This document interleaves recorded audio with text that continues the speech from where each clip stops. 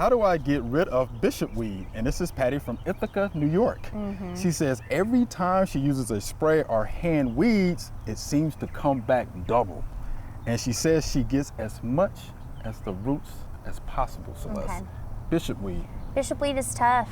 It's a perennial weed. It can regenerate from every portion of its plant self. So even if she's being really good about getting out all of the roots, that's going to be a really difficult weed to control. So she's not doing anything wrong.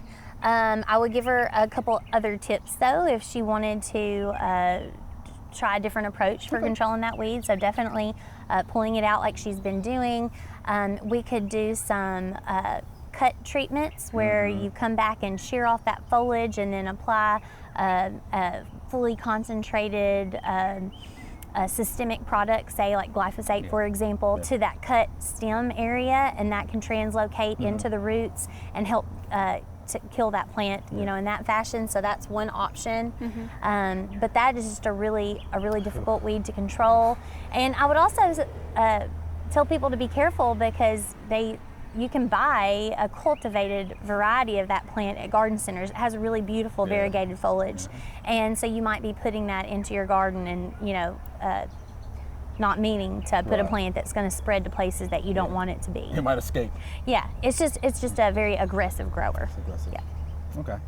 Anything you'd like to add to that, Camille? I know you talked about that a little earlier. Yeah, you could try to smother it out. If you cut it back and treated the stumps, you could cover it with a black plastic if you had a really big area that was really tough, and then mulch over that so that it looked better, and keep it like that for about a year. And then the next year, if you uncover that, take up the plastic, then you should be free of it.